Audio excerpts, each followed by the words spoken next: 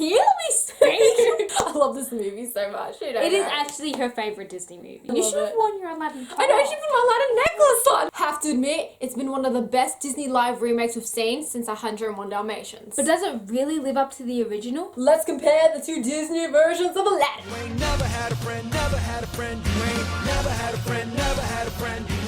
So both stories begin the same. Jaffar wants the lamp to take over Agrabah, but the only one who could enter the Cave of Wonders is known as the Diamond in the Rough, which is not him. Which then leads us into meeting Aladdin, a thief in Agrabah. So one day, when he's busy stealing and doing his usual business, he comes across this beautiful young woman. And this woman is no other than beautiful Princess Jasmine of Agrabah. However, at this time, he doesn't know that she's a princess, and they both start to fall in love. Unfortunately, Aladdin gets arrested, and while he's in prison, Jaffar says to him that he will reward him beyond his wildest dreams if he goes into the Caves of Wonders and brings him back the magical lamp. When he went inside, he found loads of riches. Even a handful of them would have made him richer than the Sultan. He befriends a magic carpet, and he takes him to the lamp. But when Abu touches a treasure he wasn't supposed to, the whole cave collapses in on them, like BAM! When Aladdin came to, he wondered, what's so special about this lamp? He gave it a rub, and out came this magical blue beam, aka the Genie. Genie tells, or rather sings to Aladdin, that he will grant his master 3 wishes of his choice. 1, 2, 3. No substitutions, exchanges, or refunds. Which then leads to Aladdin making his first wish to become a prince to impress Princess Jasmine. Okay, you know the rest of the story. Let's just cut to what we actually thought about it. So let's start with the first difference. The main concern that everyone was worried about was who will play the Genie? I mean, come on, Robin Williams was the amazing original Genie, so No one could replace him. Exactly, who on earth could replace him? But upon saying that, we have to admit that Will Smith was a very good Genie. I couldn't think of anyone else who could have played another Genie. And it's not like he was copying Robin Williams or anything, like he had his own non-copy version of Genie. So with Jasmine, I feel like her character was a lot more different to her original. No, she was the same. No, she was so different. I feel like she had a lot more of a stronger, I want to be like the next Sultana.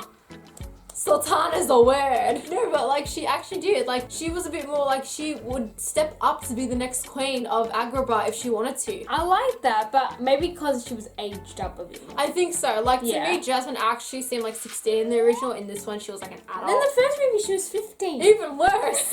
Yeah, but that's just like a minute difference. It's not a big difference, but still. And she got her own song, which is awesome. Even though I feel like she already did get her own song somewhere. A Whole New World is not a new song. No, in the musical. In the musical, she got her own yeah. song. I also really liked how she got her own Handmaid. That was great. Because Like, finally some realism in this. that was like logical, and it just made it more fun. And the not like I'm gonna spoiler it here that she ends up with Genie, the handmaiden. I know. Like- and her character just really matched Genie. Like, they were definitely the perfect They were couple. both witty. I personally think that she was a better match than that Genie girl character love interest in the TV show. This is for people Aladdin. that really watch the TV Like, series. if you've seen the TV show Aladdin, you already know that Genie had like a girlfriend. A Genie girlfriend. Genie. But this one just works better. What was another great thing is that, like, tops to Disney, since they remade this movie, they could correct some things that were kind of iffy in the first movie. Can you make me a prince? Yeah, could you make me a prince? Like, I'm he sure explains-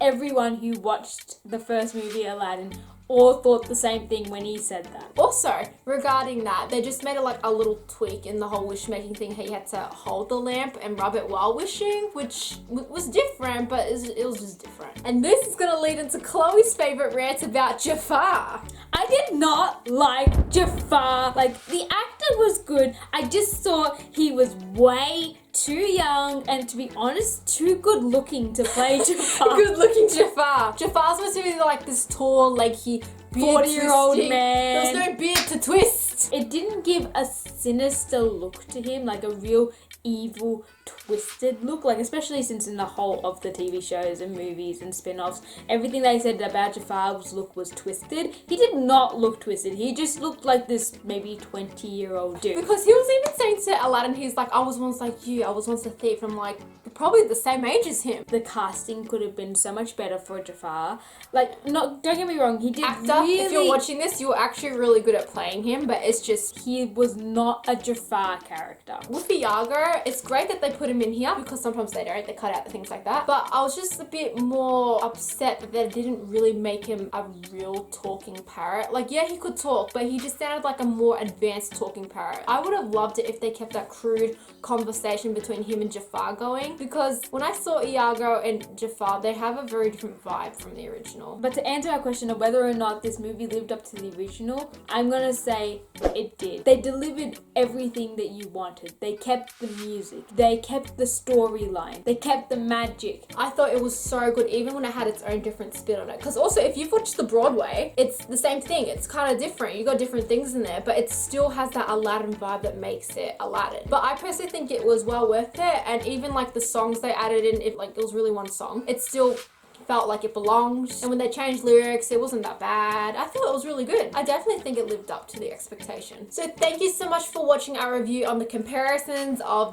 both the Disney Aladdin movies. Please don't forget to share, like, comment, and subscribe. And be sure to tell us if you thought it lived up to the expectations of the original Aladdin movie. Bye! If you had 3 wishes, what would you wish for?